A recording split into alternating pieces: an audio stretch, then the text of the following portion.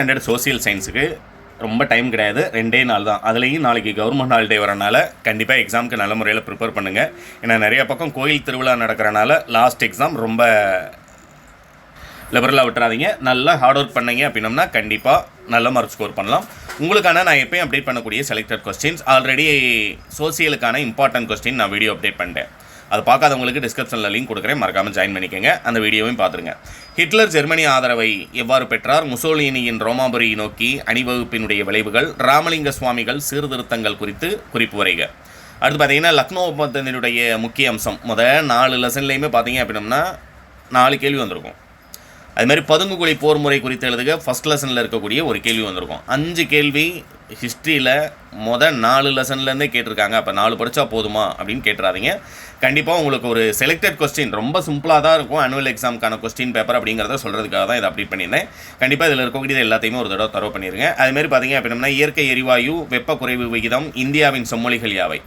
26 உங்களுக்கு பார்த்தீங்க அப்படின்னம்னா எக்கனாமிக்ஸில் பிரிக்ஸ் உறுப்பு நாடுகளினுடைய பெயர்கள், மொத்த உள்நாட்டு உற்பத்தி என்றால் என்ன, விகித வரி விதிப்பு என்றால் என்ன, ரைட்டுங்களா? கம்பல்சரி கொஸ்டினில் கேட்டிருக்காங்க.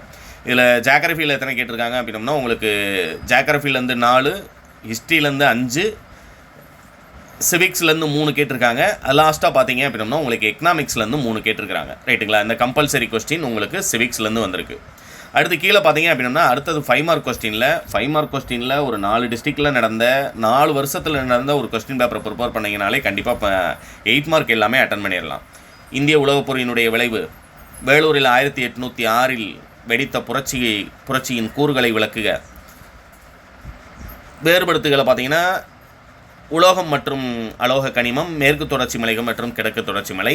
லாஸ்ட்டாக பார்த்தீங்க அப்படின்னா உங்களுக்கு 8 மார்க்கில் என்ன கேட்டிருக்காங்க அப்படிங்கிறது இதில் ரொம்ப இம்பார்ட்டன்ட் இல்லையா?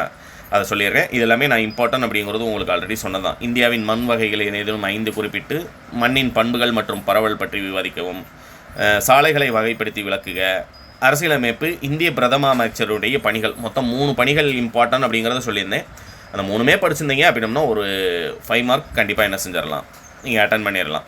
அடுத்து கீழே பார்த்தீங்க அப்படின்னா 8 மார்க்கில் உங்களுக்கு டைம்லைன் முடிஞ்சதுக்கப்புறமா 8 மார்க் கொஸ்டினில் என்ன கேட்டிருக்காங்க அப்படிங்கிறத சொல்லிடுறேன்.